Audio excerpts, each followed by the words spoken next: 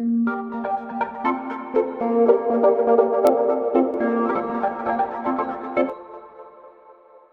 me ask you something.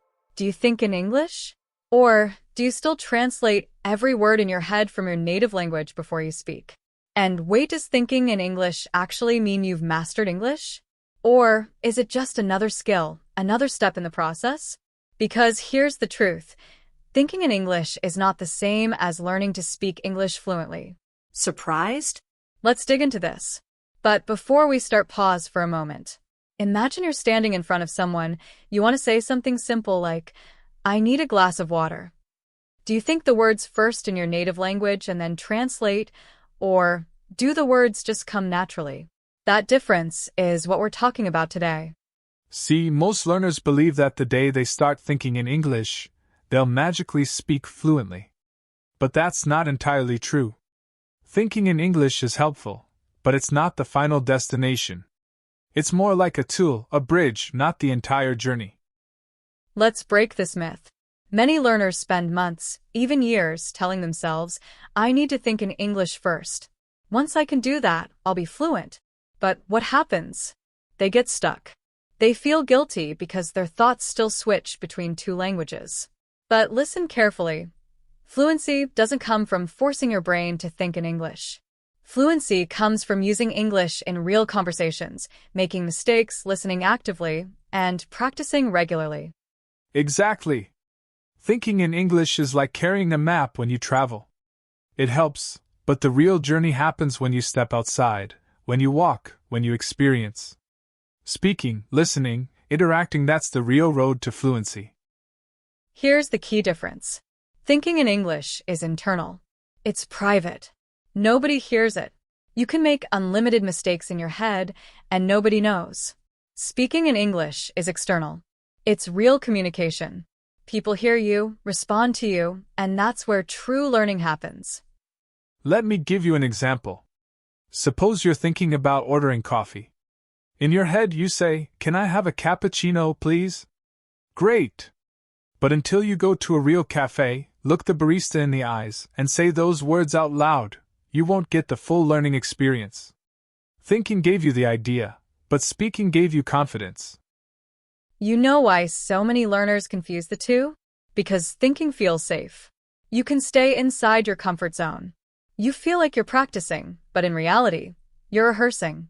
Speaking, on the other hand, feels risky. What if I make a mistake? What if people laugh? What if I forget a word? And that fear stops many learners from opening their mouths. Exactly. But guess what?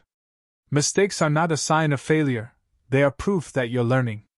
Nobody learns to swim by thinking about swimming. You jump in the water. You splash around. You swallow water. You get better. That's how speaking works too. Now, don't get me wrong. Thinking in English does help. It reduces translation time. It makes words come faster. It helps you react quickly in conversations. But here's the catch.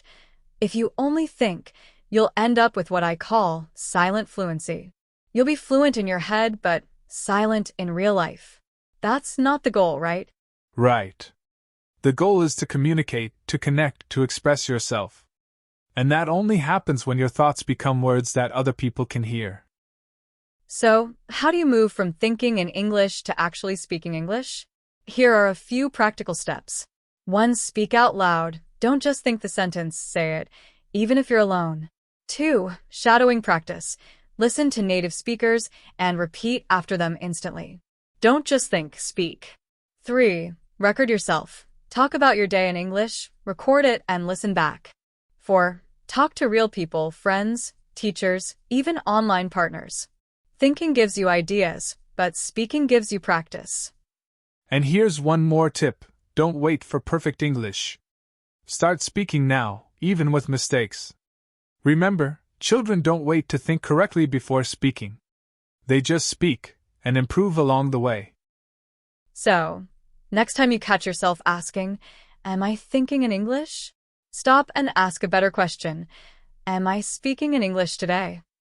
Because at the end of the day, it's not the thoughts in your head, but the words on your tongue that make you a confident English speaker. Yes. Thinking in English is a tool. Speaking in English is the goal. Use your thoughts as fuel, but let your voice do the real work. So, my friend, don't get trapped in the myth. Thinking in English is great, but it's only step one. Start speaking, start connecting, start living in English. And if this message made sense to you, share it with someone who's still stuck in their head. Because remember, English isn't just for your thoughts, it's for your life.